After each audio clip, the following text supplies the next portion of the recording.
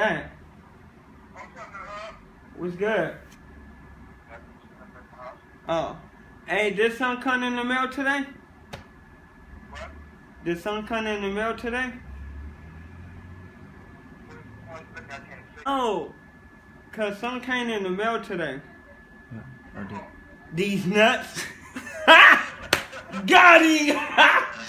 Got him! Oh! Whoa! From performing beside a rap legend to blacking out in the most unexpected places, the internet sensation known as Welven the Great has lived a roller coaster life unlike any other. His story exploded into mainstream culture in a matter of days, then spiraled into something no one could have predicted. At one moment, he was rubbing shoulders with celebrities and cashing in on lucrative deals. The next, he was stumbling through dark streets, facing rumors he might never recover. And behind that humorous catchphrase that broke the internet lies a cautionary tale about what can happen when overnight fame crashes headfirst into real-world struggles. Hold my pocket, nigga.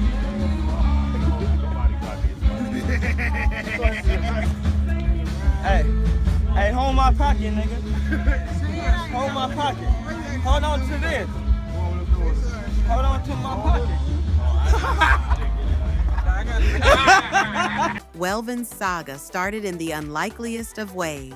Before millions recognized his face, he was just another guy hanging out in his neighborhood, where his eccentricities caught the eye of a neighbor named Lefty. This neighbor began filming Welven's quirky persona for Instagram videos. In them, Welven came across as a character straight out of a comedy sketch, talking about women, ranting about daily life, and flashing a confident, if slightly odd, demeanor. It might have stayed small scale, but destiny had other plans.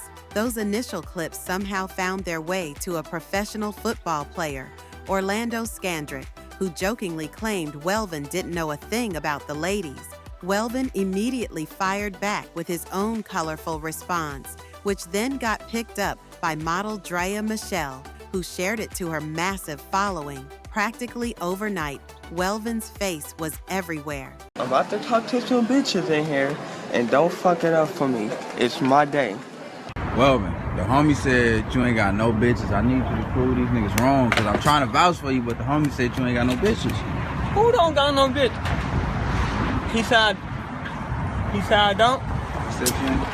I could press that nigga. He had a look and voice so memorable, people couldn't help but replay his short videos, smiling at his strange comedic timing.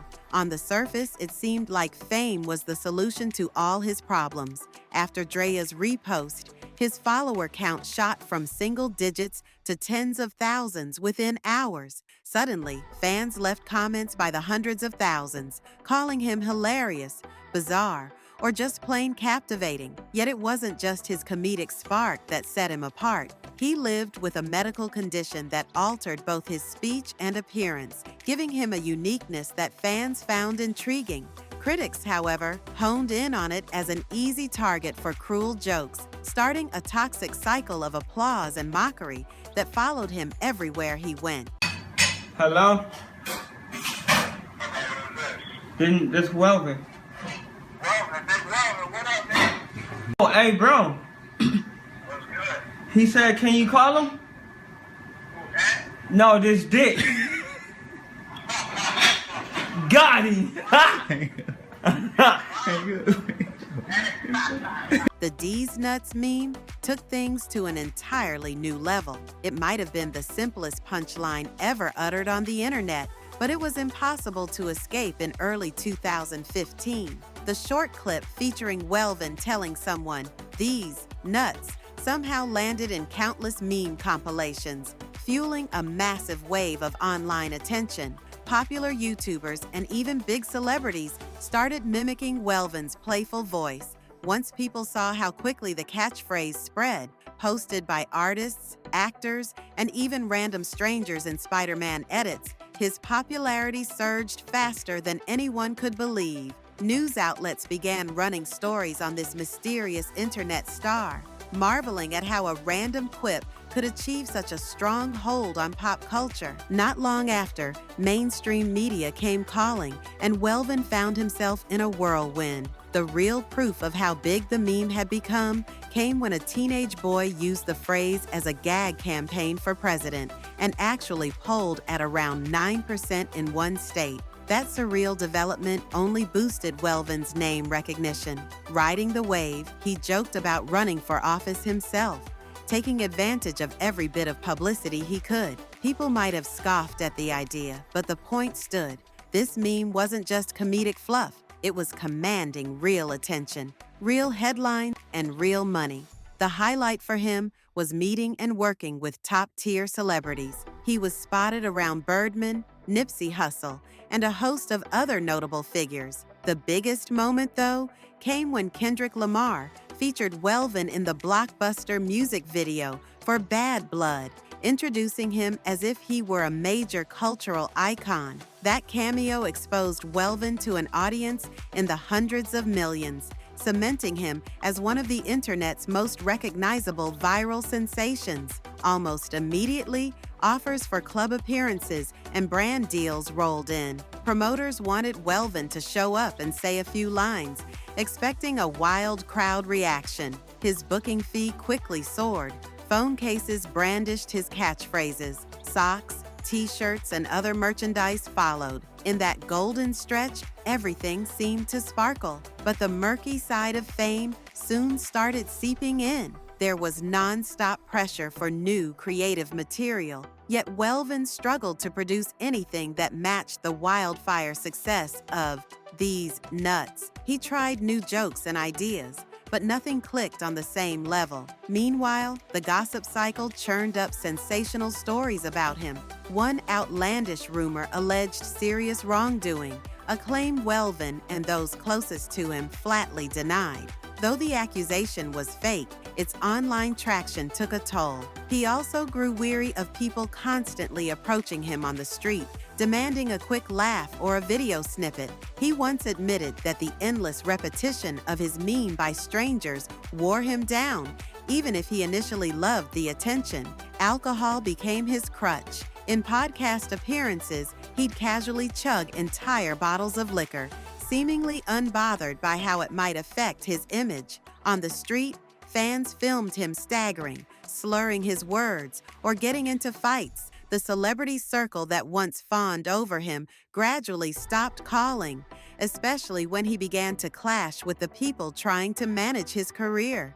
Welven's manager, who controlled his Instagram, was accused by Welven of locking him out of his own account. The truth behind that dispute remained murky, but the damaged relationship caused Welven to lose his main social media platform, a catastrophic blow for someone whose brand thrived on instant online attention. Without a guiding team or a reliable way to engage fans, Welven faded from the mainstream spotlight, and rumors of homelessness emerged. Footage surfaced of him passed out in grimy alleys or stumbling near Skid Row. Some believed he had no place to stay, while others pointed out he occasionally returned to a family home, only to drift off again in search of quick cash from fan donations. Family members insisted that he chose this lifestyle, as if the streets had become part of his hustle. But no one could ignore the possibility that substance issues were escalating, and Welven was slipping into a downward spiral.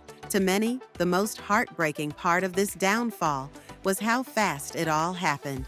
In less than a year, he went from sharing a stage with a chart-topping musician to teetering in public, often clutching a bottle, eyes glazing over as people filmed for social media. People who once cheered him on began to fear for his well-being. Concerned onlookers wondered if he could ever land on his feet or if his story was headed toward a grim conclusion.